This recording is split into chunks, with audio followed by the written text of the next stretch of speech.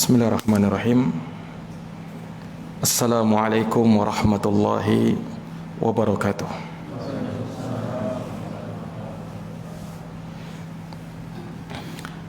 Alhamdulillahi rabbil alamin. Wabihi nasta'inu ala umuri dunya waddin. Asyhadu an la ilaha illallah wahdahu la syarika lah. Wa asyhadu anna Muhammadan abduhu wa rasuluh. Sallallahu alaihi wa ala alihi wa sahbihi wa man tabi'ahum bi ihsanin ila yaumiddin wa sallama tasliman katsira, amma ba'd. Ma'asyaral muslimin, bapak-bapak hadirin jamaah salat maghrib yang dirahmati dan dimuliakan oleh Allah. Alhamdulillah, kita bersyukur kepada Allah Subhanahu wa taala atas segala limpahan nikmat dan karunia darinya. Kita haturkan salawat dan salam semoga tercurah selalu kepada junjungan kita Nabi Agung, Nabi besar Muhammad sallallahu alaihi wasallam, kepada keluarga dan para sahabat serta orang-orang yang senantiasa meniti jalannya sampai hari kiamat. Hadirin jamaah salat maghrib isya yang dirahmati oleh Allah, pada kesempatan malam hari ini kembali kita dapat berjumpa kembali dalam sebuah majelis yang semoga Allah Subhanahu wa taala menjadikan majelis kita sebagai majelis yang penuh manfaat, majelis yang penuh keberkahan, dan semoga Allah Subhanahu wa taala menjadikan hal tersebut sebagai pemberat timbangan kebaikan kita di yaumul akhir nanti. Amin ya rabbal alamin. Jamaah yang dirahmati oleh Allah, seperti biasa melanjutkan kajian tafsir, dan kita masih dalam pembahasan tafsir surat Al-Lail. Dan seingat saya ini pertemuan yang keempat di pembahasan tafsir surat Al-Lail ini, di mana telah kita lewati bersama ayat-ayat yang menyebutkan tentang dua golongan manusia yang berbeda.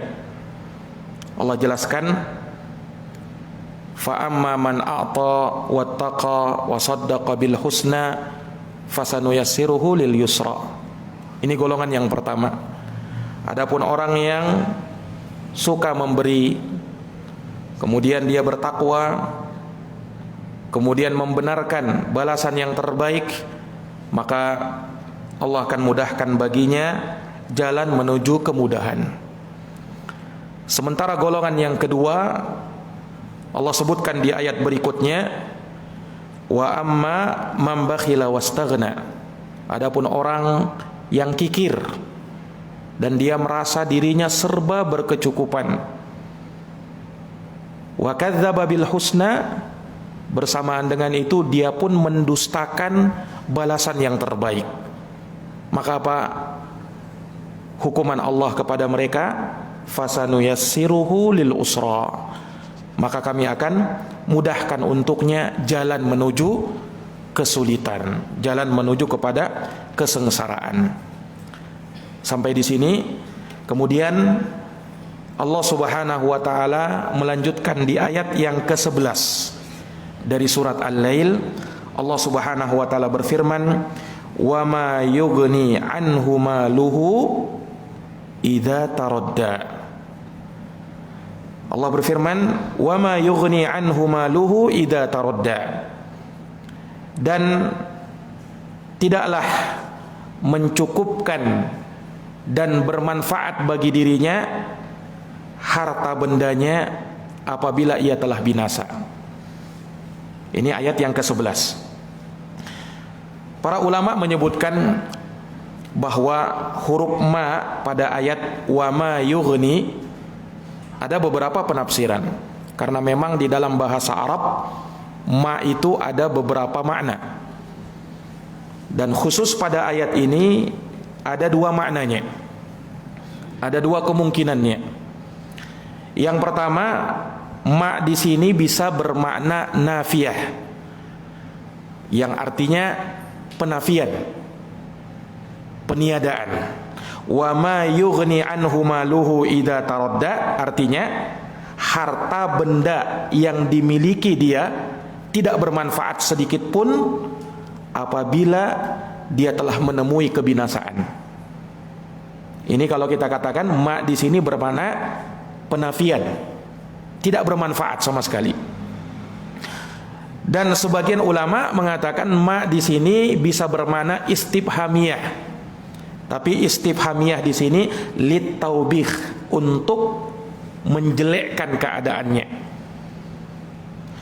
Jadi Allah berfirman wa ma yughni anhu maluhu idza taradda, artinya sesuatu apalagi yang bermanfaat bagi dirinya apabila kebinasaan datang kepada dirinya.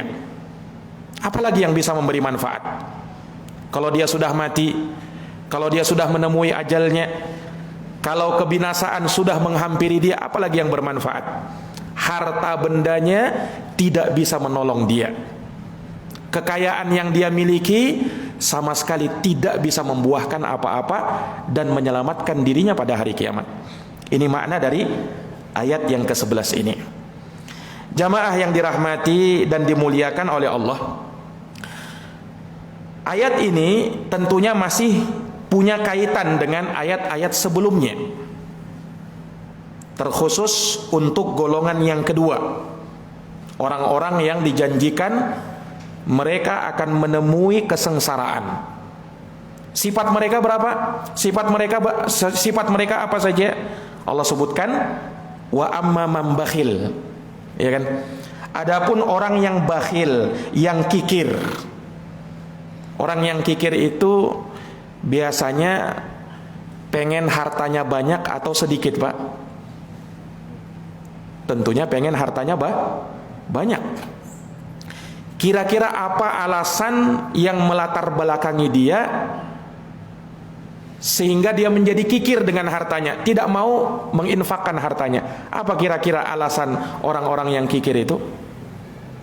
Alasannya, kalau dia keluarkan hartanya bisa berkurang, ya kan? Hartanya bisa habis. Nah, ini alasan dia, makanya dia tidak mau berinfak. Makanya dia tidak mau keluarkan itu di jalan Allah. Khawatir dia, kalau saya infakkan, harta saya bisa habis, minimal berkurang. Nah, orang yang bakhil menginginkan agar hartanya bertambah, paling tidak bisa tetap. Nah, ini jamaah sekalian yang dirahmati oleh Allah.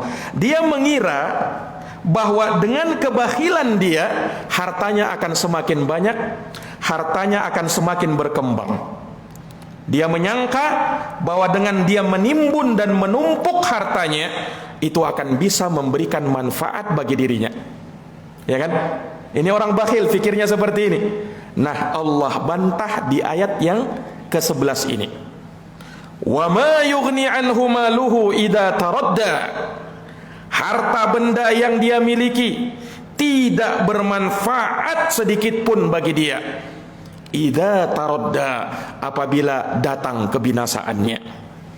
Apa makna taradda di sini? Para ulama menyebutkan ada 4 penafsiran. Sebahagian mengatakan idza taradda ai idza dhalla, apabila dia telah tersesat dan tidak mendapatkan petunjuk dari Allah Subhanahu wa taala.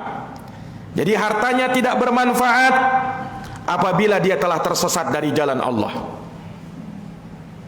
Jamaah yang dirahmati oleh Allah, kalau kita melihat hidayah itu, petunjuk itu di tangan Allah. Makanya di dalam khutbatul hajah yang sering Nabi SAW ulang-ulang dalam berbagai kesempatan, khutbatul hajah yang panjang itu, mulai dari innal hamdalillah nahmaduhu wa nasta'inuhu wa nastaghfiruh sampai akhir. Nah, di akhir khutbah itu dikatakan apa? May yahdihillahu fala mudhillalah wa may yudlil fala hadiyalah. Siapa yang diberi hidayah oleh Allah, maka tiada seorang pun yang bisa menyesatkannya, Dan barang siapa yang disesatkan oleh Allah, maka tiada seorang pun yang bisa memberikan petunjuk kepadanya. Hadisnya sahih riwayat Al-Imam Muslim. Nah, ini menunjukkan kepada kita bahwa hidayah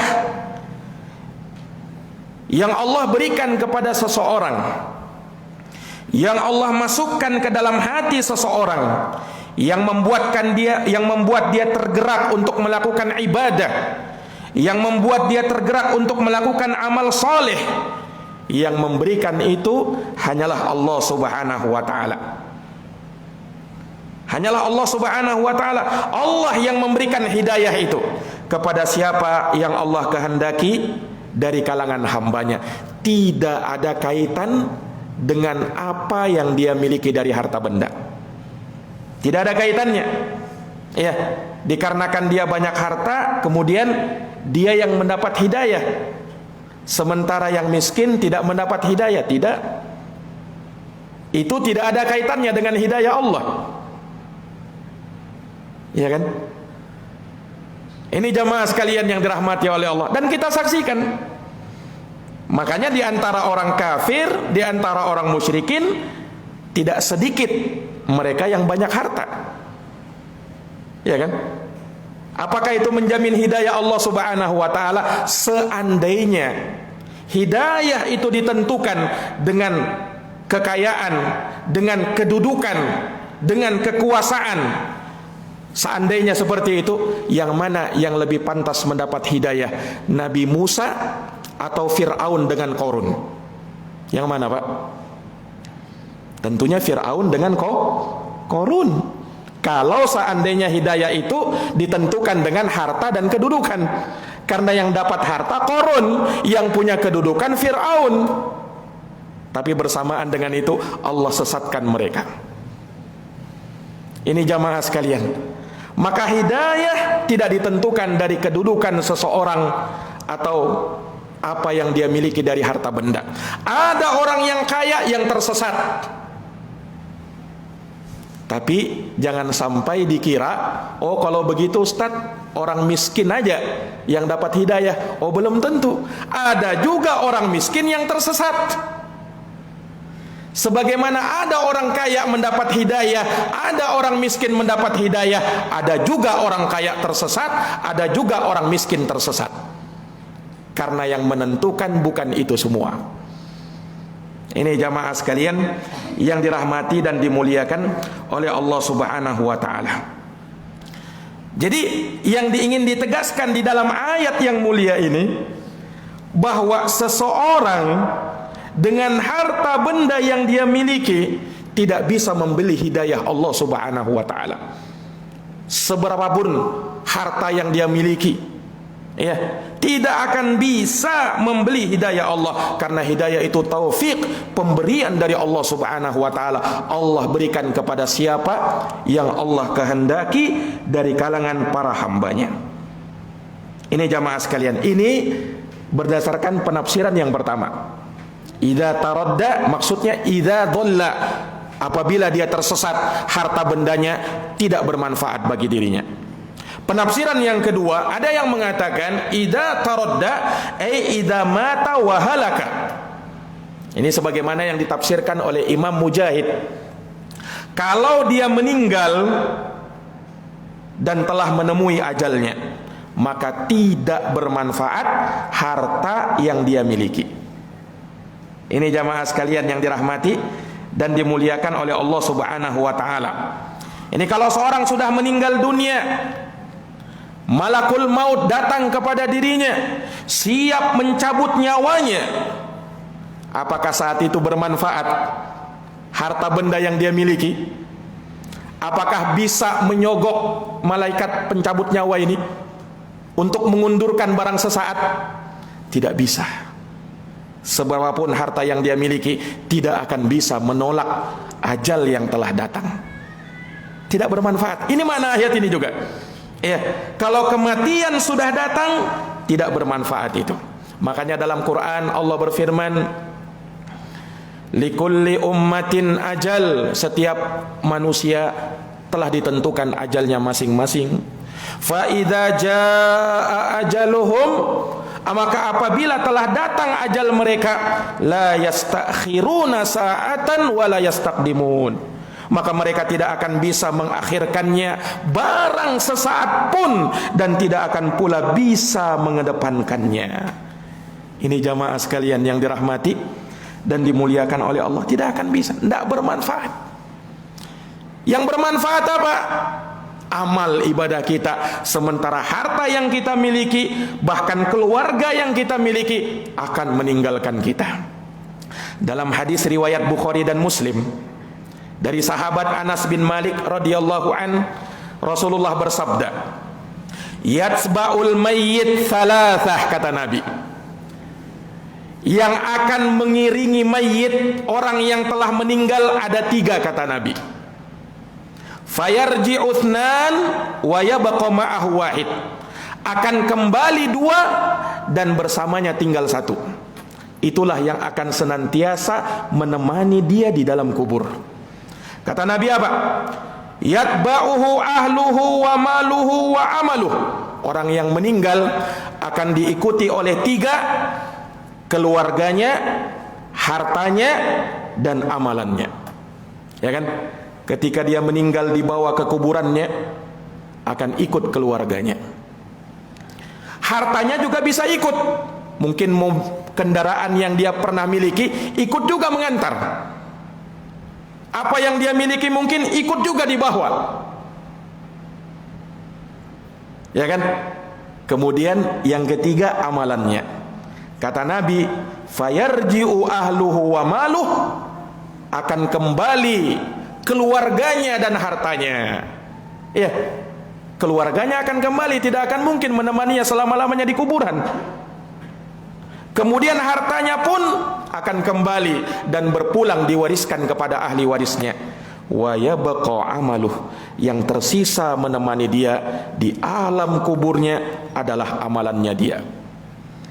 Dijelaskan dalam riwayat lain, orang-orang yang mendapati fitnah kubur, orang-orang yang mengalami fitnah kubur, ya, amalan yang dia kerjakan selagi di dunia akan menjelma layaknya seperti orang, seperti manusia. Buruk tidaknya dia disesuaikan dengan amalan dia. Kalau amalannya bagus, maka amalannya akan menjelma seperti orang manusia yang sangat tampan menemani dia. Tapi kalau amalannya buruk, maka yang menemani dia orang yang sangat buruk, yang akan menemani dia di dalam kuburnya. Na'udzubillah. Ini jamaah sekalian yang dirahmati dan dimuliakan oleh Allah Subhanahu wa ta'ala. Naam. Apakah bermanfaat hartanya ketika mati, kematian sudah datang? Tidak bermanfaat. Ini pun betul penafsiran ini. Penafsiran yang ketiga, yakni idza taradda, apabila dia sudah berada di alam barzakh, alam kubur, maka tidak lagi bermanfaat hartanya. Ketika malaikat Mungkar dan Nakir datang kepada dia, menanyai dia, man rabbuk, siapa Tuhanmu, wa ma dinuk, apa agamamu, wa man nabiyuk, siapa nabimu. Pertanyaan malaikat Mungkar dan Nakir. Ini pertanyaan kalau sekarang kita ditanya, oh lancar jawaban kita. Tapi jawaban terhadap pertanyaan ini bukan ditentukan dengan kefasihan kita sekarang ini untuk menjawabnya, tapi ditentukan dengan amalan kita. Ditentukan dengan amalan. Kalaupun kita sekarang tahu jawabannya, tapi kalau amalan kita buruk, jawaban kita akan begini, la adri, saya tidak tahu apa itu. Sami'tun nasa yaquluna syai'an faqultuh, aku dengar orang berkata begini, aku pun ikut juga berkata begitu. Jawabannya tidak tahu dia. Subhanallah. Tapi kalau dia beriman, beramal soleh, mantap jawabannya. Allah kokohkan jawabannya. Rabbi Allah, Tuhanku adalah Allah. Wa dinil Islam, agamaku Islam. Wa Nabi Muhammad sallallahu alaihi wasallam, nabiku Nabi Muhammad sallallahu alaihi wasallam. Ini jamaah sekalian. Nah, Malaikat mungkar dan nakir tidak akan melihat, oh ini orangnya ini karena di dunia dulu dia banyak hartanya, oh kita kasih anulah, keringanan lah. Tidak seperti itu malaikat mungkar dan nakir. Tidak bermanfaat, Pak. Ya. Lihat kalau orang yang sudah mati, tidak ada perbedaannya dengan orang miskin, orang kaya dengan orang miskin. Ya kan? Kain kafannya sama, kuburannya juga sama. Ini jamaah sekalian yang dirahmati oleh Allah, tidak ada perbedaannya. Nah, tidak mungkin, tidak ketika misalnya dia berpemahaman dengan pemahaman yang lain misalnya, kemudian dia dipakaikan pakaian khusus misalnya, tidak bermanfaat. Kalaupun memang dia memakai pakaian khusus, apakah itu bermanfaat? Oh ini orangnya karena pakaiannya, kapan yang mahal dari kain sutra misalnya, oh ini kita khususkan dia. Tidak seperti itu, tidak bermanfaat. Ini makna ayat ini juga, Pak. Wa ma yughni anhu maluhu idza taradda. Tidak akan bermanfaat bagi dirinya hartanya apabila dia sudah masuk ke liang kubur. Kalau dia sudah masuk ke liang kubur, subhanallah. Kemudian penafsiran yang keempat, kehidupan yang datang setelahnya, yaitu tatkala kebinasaan datang kepada dia, tatkala dia masuk ke dalam neraka jahanam. Tidak bermanfaat harta benda yang dia miliki. Jamaah yang dirahmati dan dimuliakan oleh Allah, di dalam Al-Quran Allah subhanahu wa ta'ala berfirman, innal ladina kafaru, sesungguhnya orang-orang kafir, wa matu wahum kuffar, mereka mati dalam keadaan kekafiran yang mereka miliki, lam falay yuqbala min ahadihim mil'ul ardi dhahaba walau iftada bih. Perhatikan, Pak, orang kafir kalau dia mati di atas kekafirannya, tidak akan diterima dari seorang dari mereka walaupun dia punya emas sepenuh bumi. Jikalau dia ingin menebus dirinya dari azab api neraka dengan emas tersebut.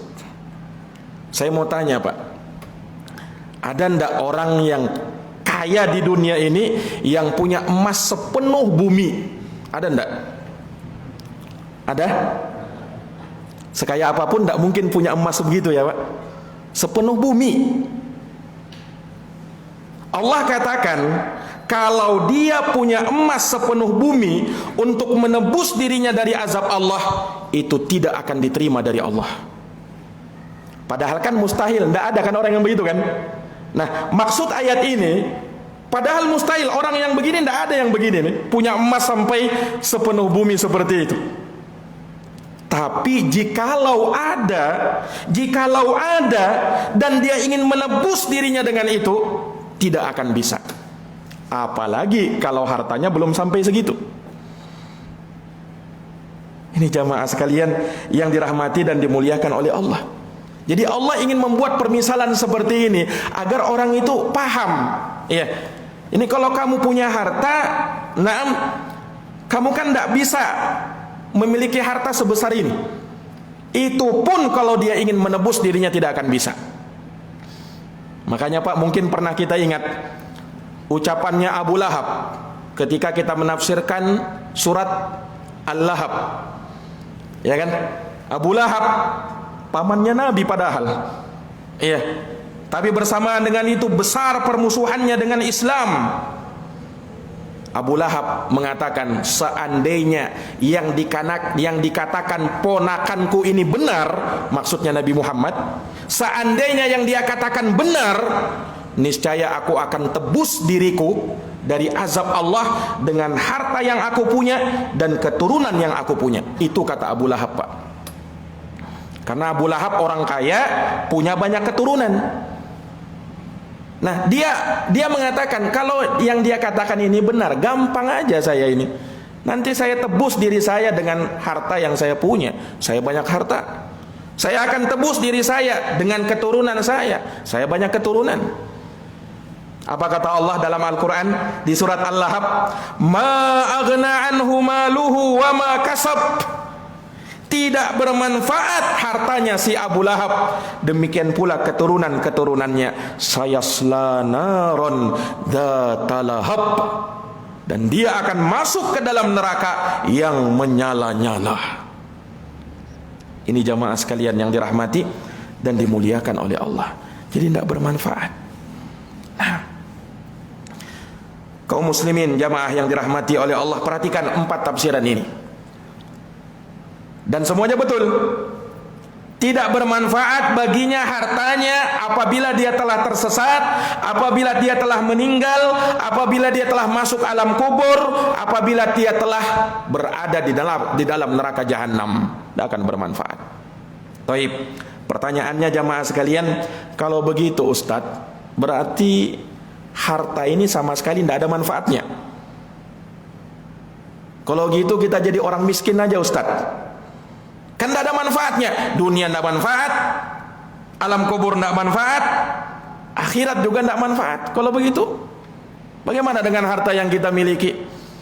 Kalau kita sekilas baca ini, ayat-ayat ini, keterangan-keterangan ini, betul tidak ada manfaatnya semuanya. Tapi kita perlu cocokkan dengan keterangan-keterangan yang lain. Nah, inilah adilnya Islam itu. Iya. Jamaah yang dirahmati dan dimuliakan oleh Allah, kita katakan harta yang dimiliki oleh seseorang bisa bermanfaat di dunia, di alam kubur, di akhirat lebih-lebih, apabila dia lepas dari sifat apa? Kebakhilan. Nah, ini tadi yang disebutkan tadi, ya kan? Karena ini orang tidak bermanfaat hartanya kapan? Tatkala dia bakhil. Nah, tapi orang yang tidak bakhil, orang yang dermawan, justru hartanya bermanfaat. Jangankan dia infakkan seluruh hartanya, sebagian hartanya yang besar, sedikit saja yang dia infakkan bisa menyelamatkan dia dari negeri akhirat tatkala dia berjumpa dengan Allah Subhanahu wa taala. Lihat Pak, Rasulullah pernah bersabda, kata Nabi SAW, ittaqun nar walau bisyikki tamrah. Takutlah dengan api neraka walaupun dengan berinfak separuh kurma. Ada enggak Pak orang yang berinfak dengan separuh kurma? Bukan sebiji kurma ya, separuhnya. Ada? Ya kalau orang berinfak kan ya mungkin dia kasih separuhnya ini, separuhnya. Nah, walaupun itu infak juga ya, tapi Rasulullah ingin menyebutkan ini, walaupun kecil yang kamu infakkan, itu bisa menyelamatkan kamu dari api neraka. Bermanfaat? Ya, bermanfaat. Jadi kapan harta ini bermanfaat? Kalau kita infakkan, bisa menyelamatkan kita dari negeri akhirat, dari azab api neraka. Bahkan di dunia pun bisa bermanfaat. Kadang bisa menyelamatkan nyawa seseorang, bahkan menyembuhkan penyakit seseorang.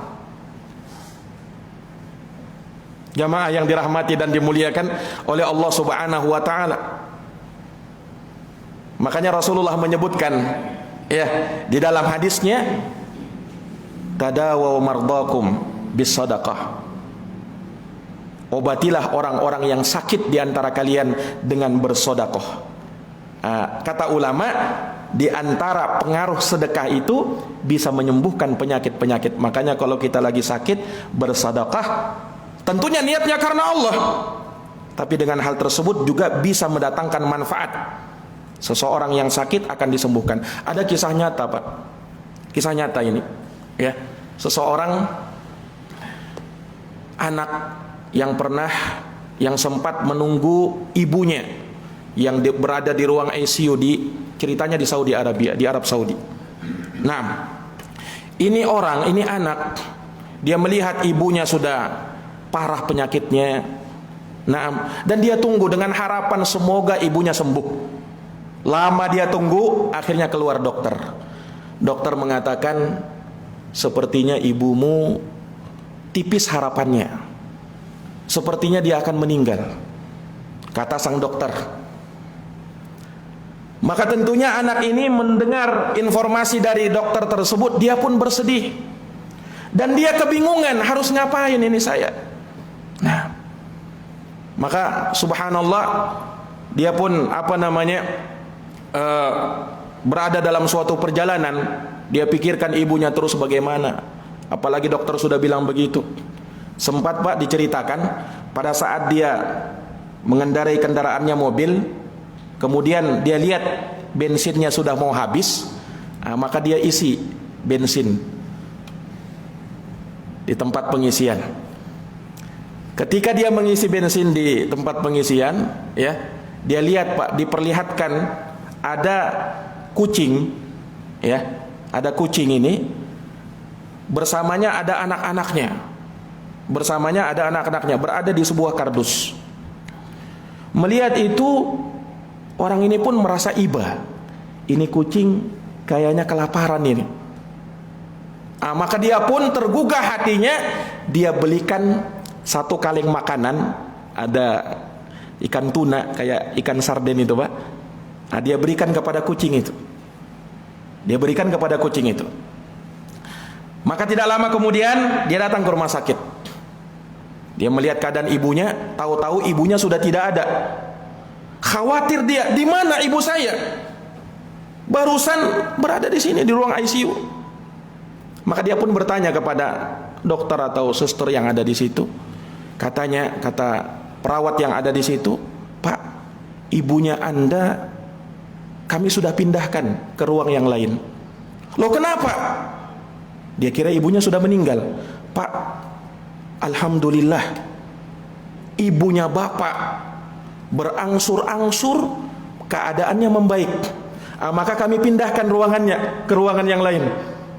Subhanallah. Maka dia pun bersegera dia mendatangi ibunya. Apa yang terjadi? Nah, maka dilihat yang tadinya ibunya sudah tidak bisa ngapa-ngapain, sudah tidak sadar, ini ibunya lancar berbicara kepada dia walaupun masih baringan. Maka dia bertanya kepada ibunya, "Bu, kok bisa? Masya Allah, ibu sembuh." Maka ibunya pun menceritakan, "Nak, tadi saya bermimpi. Belum lama saya bermimpi. Saya melihat, Nak, ada induk kucing dan anak-anaknya berdoa kepada Allah, memohon kepada Allah agar saya sembuh. Dan saya pun berangsur-angsur sembuh." Subhanallah.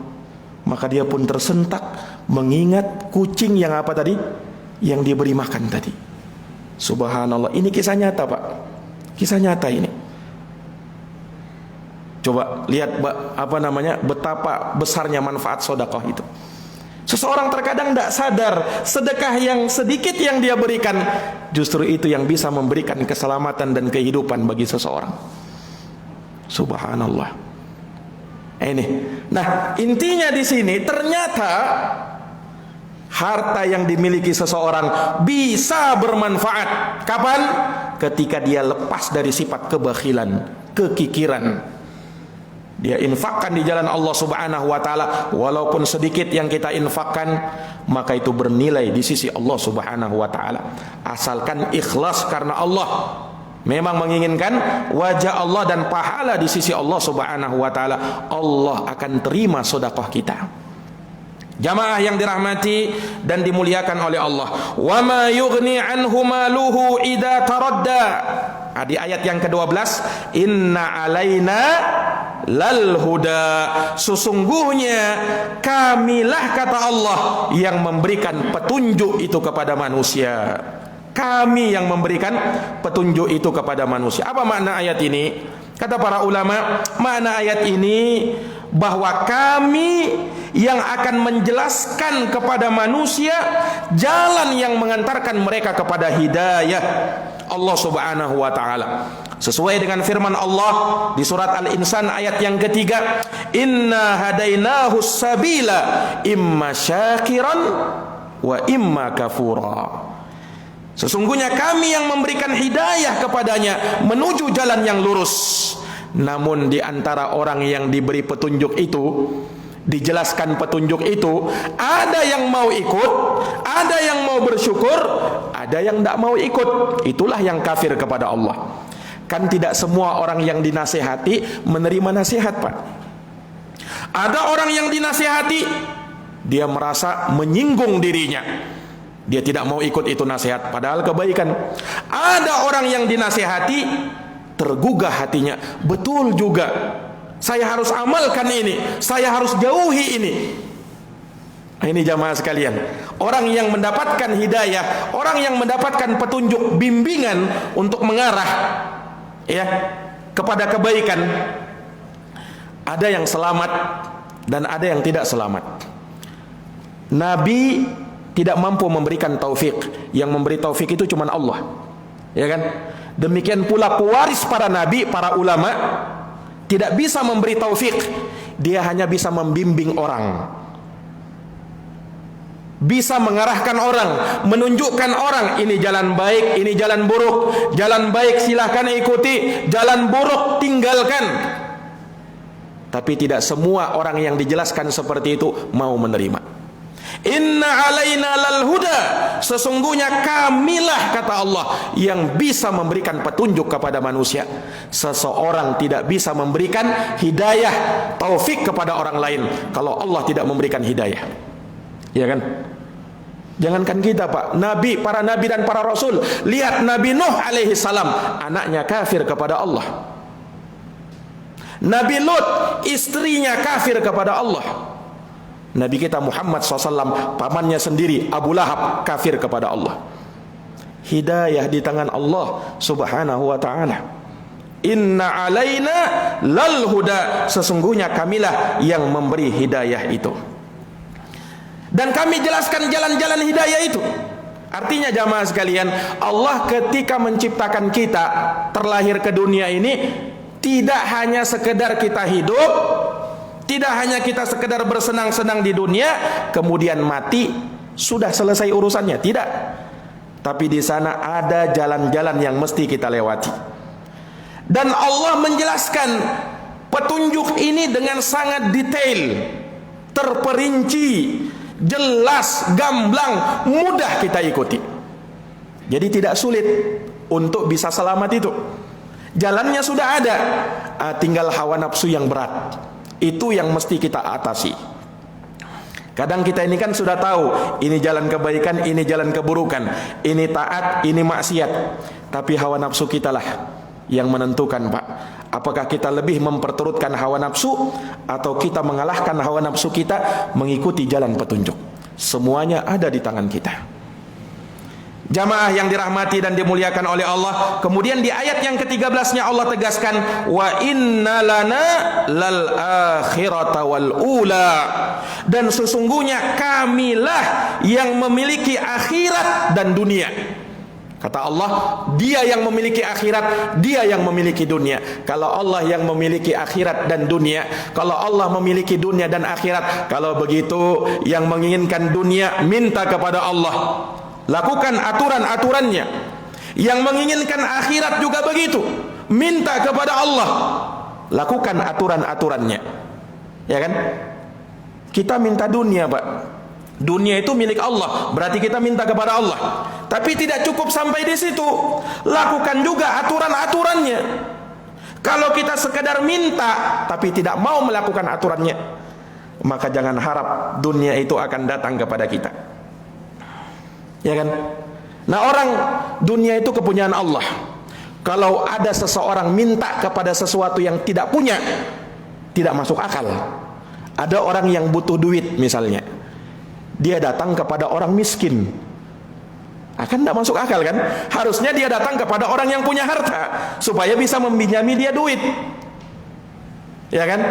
Yang memiliki dunia itu Allah, minta kepada Allah. Kemudian bukan sekedar minta saja, lakukan sebab-sebab.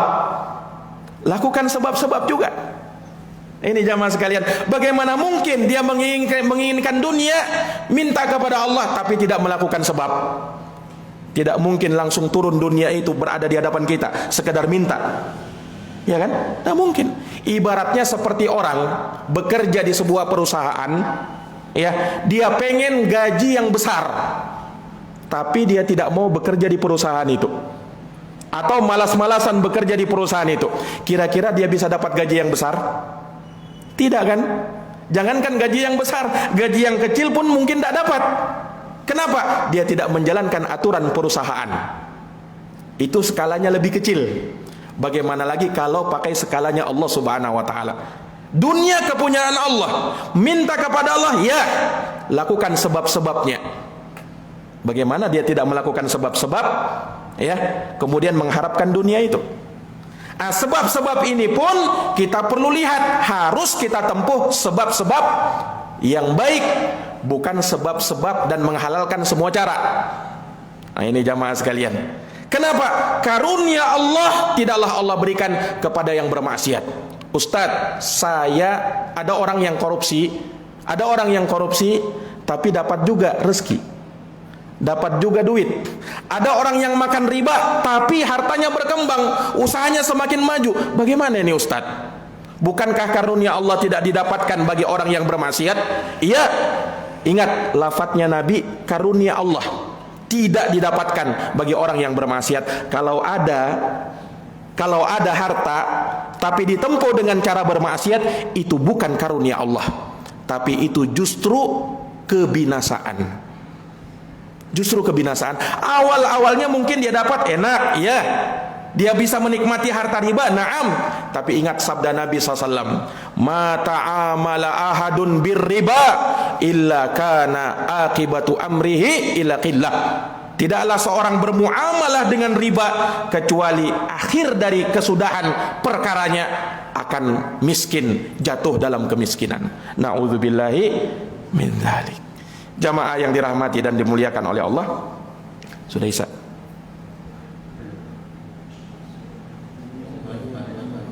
Berapa? 5 menit lagi. Nah, jamaah yang dirahmati dan dimuliakan oleh Allah Subhanahu wa taala, itu perkara dunia. Sekarang kita lihat perkara akhirat. Sama tadi juga. Akhirat yang punya Allah. Kalau begitu, minta kepada Allah negeri akhirat. Kemudian apa? Tidak cukup sekedar kita minta Allah, lakukan sebab-sebabnya. Tidak masuk akal ada orang minta, ya Allah berikan kepada saya surga, kemudian dia tidak beramal dengan amalan penghuni surga. Bagaimana caranya? Ya kan? Sama, dunia akhirat itu begitu juga. Akhirat itu begitu juga. Kalau kita pengen akhirat yang merupakan kepunyaannya Allah, surga itu kepunyaannya Allah, kalau begitu minta kepada dia, jangan minta kepada yang lain. Setelah kita minta, lakukan sebab-sebabnya. Lakukan sebab-sebabnya agar kita bisa dapat akhirat, negeri kemuliaan, surganya Allah Subhanahu wa taala. Apa sebabnya? Sebabnya lakukan amal-amal kebaikan. Amalan-amalan soleh. Amalan-amalan soleh. Harus soleh amalannya. Kalau tidak soleh juga tidak dapat. Karenanya tidak semua orang yang beramal bisa dapat kebaikan, Pak. Dengarkan sabda Nabi, man amila amalan laisa alaihi amruna fahuwa raddun. Hadis riwayat Muslim. Siapa yang beramal suatu amalan, amalannya tidak soleh karena tidak sesuai dengan tuntunan kami, maka amalannya tertolak. Menunjukkan tidak semua orang yang beramal diterima amalannya. Ada orang yang beramal, capek dia beramal, tapi amalannya tidak diterima oleh Allah. Kenapa? Tidak memenuhi syarat dan ketentuan. Ya kan? Kalau orang bekerja di dunia, Pak, harus ada aturannya kan? Harus ada aturannya kan? Itu pekerjaan di dunia. Tidak mungkin dia mengerjai sesuatu sementara dia tidak tahu sesuatu itu. Dicela dia, kenapa kamu melakukan sesuatu yang kamu tidak tahu? Ya kan? Dalam urusan dunia itu. Apalagi urusan akhirat, Pak. Beramal harus dibangun di atas ilmu. Bagaimana mungkin kamu beramal, kamu tidak tahu ilmunya? Nah, ini jamaah sekalian yang dirahmati oleh Allah. Makanya perhatikan ayat di dalam Quran surat An-Nahl ayat 97. Man amila salihan, siapa yang beramal soleh. min dzakarin au untha, dari kalangan laki-laki maupun perempuan, wa huwa mu'minun, dan dia beriman, falanuhyiyannahu hayatan thayyibah, kami akan berikan baginya kehidupan yang baik, wala najziyannahum ajrahum bi ahsani ma kanu ya'malun, dan dia akan berikan balasan pahala yang terbaik di sisi Allah dengan hal yang lebih baik, hal yang lebih baik dari apa yang mereka kerjakan tatkala di dunia. Perhatikan ini, orang yang beramal soleh, amal itu nanti dikatakan soleh kalau terpenuhi dua syarat, ikhlas dan sesuai dengan petunjuk dan tuntunan Rasulullah SAW. Bagaimana kita tahu Ustadz ini sesuai petunjuk Nabi, ini sesuai sunnah Nabi? Pelajari agama itu, ya kan? Pelajari. Sallu kama ra'aitumuni usolli, kata Nabi, salatlah kamu seperti kamu melihat aku salat. Khudu anni manasikakum, ambillah dariku tata cara manasik haji kalian. Nah, pelajari itu agama, Pak, agar kita amalan yang kita tempuh diterima di sisi Allah Subhanahu wa taala. Amalan itu tidak cukup ikhlas. Ikhlas sudah baik, itu syaratnya. Tapi ada syarat yang lain, harus sesuai dengan petunjuk Nabi SAW. Baru amalan itu nanti diterima di sisi Allah Subhanahu wa taala. Ini jamaah sekalian yang dirahmati oleh Allah. Maka ini 3 ayat yang bisa kita bahas pada malam hari ini.